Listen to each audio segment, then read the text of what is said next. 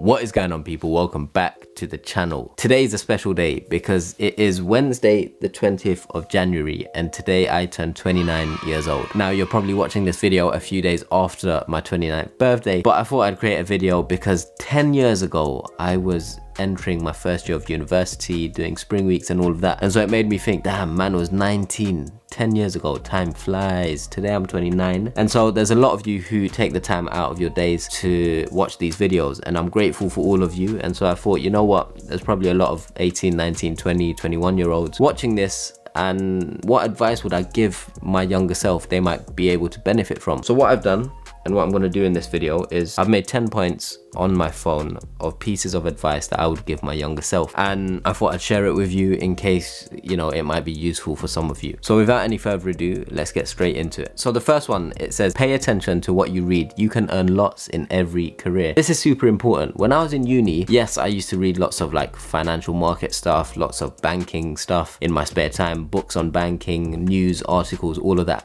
But as well as that, I did a lot of reading around business, entrepreneurship and technology, and even psychology. And so it made me think, why did I just apply to banks? If I was interested in entrepreneurship and technology, why didn't I also apply to those type of companies when I was in first year of uni or second year uni? For the most part, yes, I wanted to go into banking, but I was kind of following the herd. Everyone was applying to banking. It was the industry that paid the most at the time, and so I just kind of tunnel visioned into that. In hindsight, what I would say to you and what I would do if I went back, like I would study computer science or psychology if I did uni again instead of economics and finance. But what I would say to you is pay attention to what you read. Some of you are just applying to banking because everyone else is. Some of you are applying because you want to make lots of bread. But if you enjoy reading about sports or journalism or some random topics outside of banking, maybe apply to some companies that specialize in those things as well. Spread your eggs into different baskets, because you probably stand a better chance in the interviews when it comes to, you know, interviewing in topics that you are genuinely interested in. And so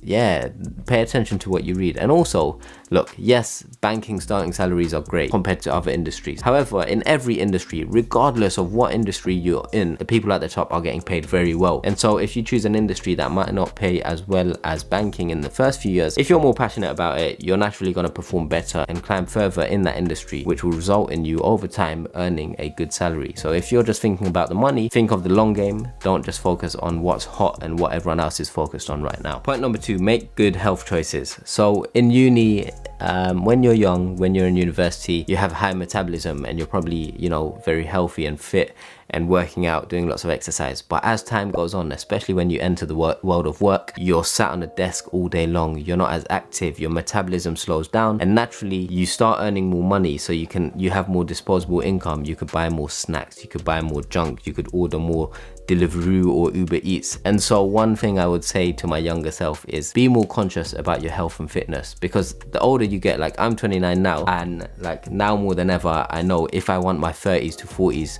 to be fit and healthy and just feel good, I need to start investing in my health at this age. You see it so often, a lot of people leave it too late, and then it's harder to come back and, you know, get to the physique and health and fitness level that you want to be. So from a young age, you want to consistently build a habit of just investing in good health and fitness. Spread your eggs across firms and industries. So this goes back to, you know, don't just apply to banking or don't just apply to consulting. Go broader, apply to tech companies, apply to engineering, whatever it might be. Spread your eggs across different baskets. Consider applying to different divisions. The only reason I got my front office role in my second year for my internship at Goldman Sachs in asset management was because I did a number of different front and back office spring weeks. Those allowed me to go into interviews and say, look, I did this, and this, and of all of those, I enjoyed XYZ. So it gives you more options, gives you more to talk about. So spread your eggs. Find a good group of friends applying to similar things.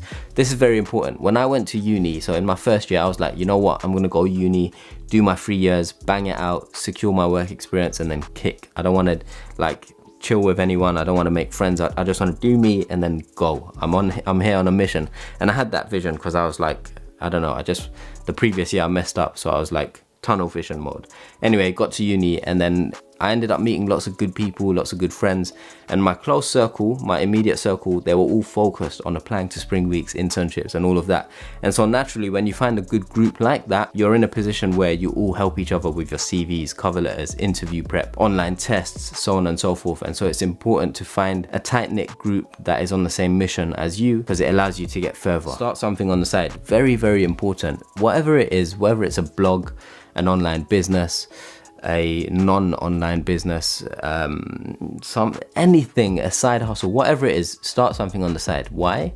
It gives you something to talk about in interviews, it gives you something to talk about in your applications, and it just makes you seem like a more interesting person.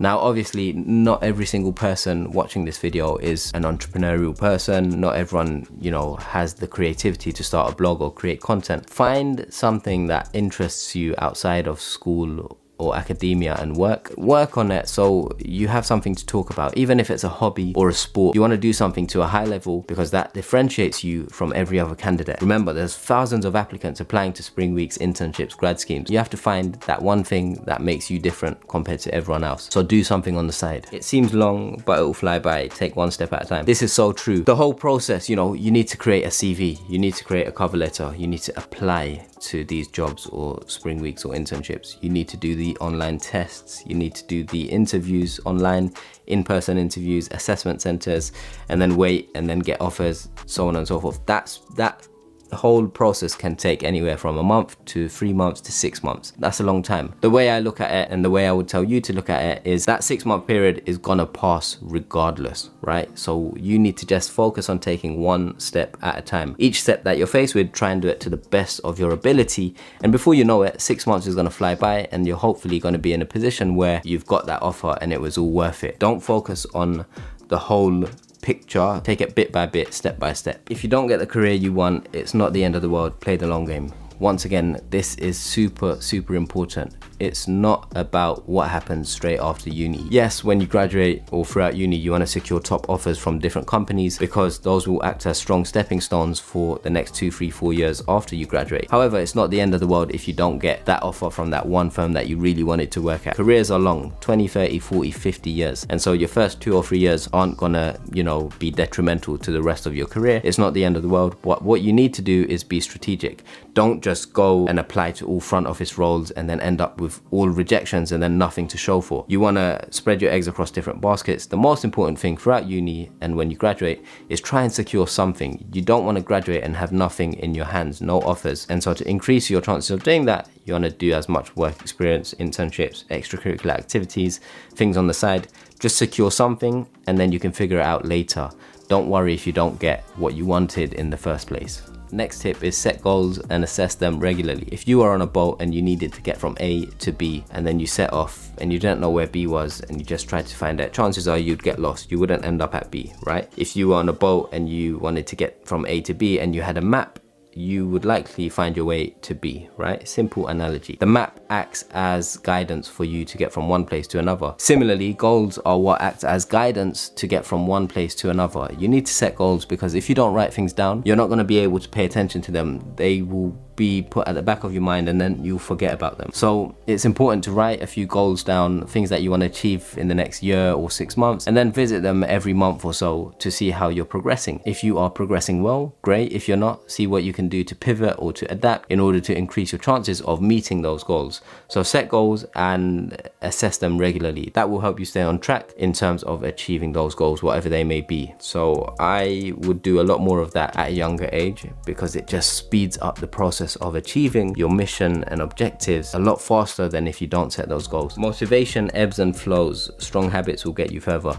This is so true. We've all been there. We've watched a video, seen a quote on Instagram, whatever it might be, and it proper pumps us up and it's like, yeah, I'm motivated, I'm on it now, starting tomorrow I'm gonna do this, blah blah blah blah blah. Now that motivation spikes and then typically it drops. It isn't sustained over a long period of time. Motivation ebbs and flows. What is better is forming strong habits. So when you're doing, or when you're able to create strong habits and you do them over time consistently, those small efforts add up to a large sum at the end. And so motivation is great, but it's better to form strong habits. So form strong habits, whether it's in your personal life, work life, uni, whatever it might be. Focus on creating strong habits that you could do consistently over time, as opposed to just relying on motivation to carry you forward forward to reach your goals. Last but not least, live by balance, make time for friends and loved ones. So one of the things that I've always tried to do is try and have a balance in my life. So whether it's making time for my friends, my family, and work, and my personal hobbies and interests, and I think I've done that pretty well. And this is very important because you don't want to look from the ages of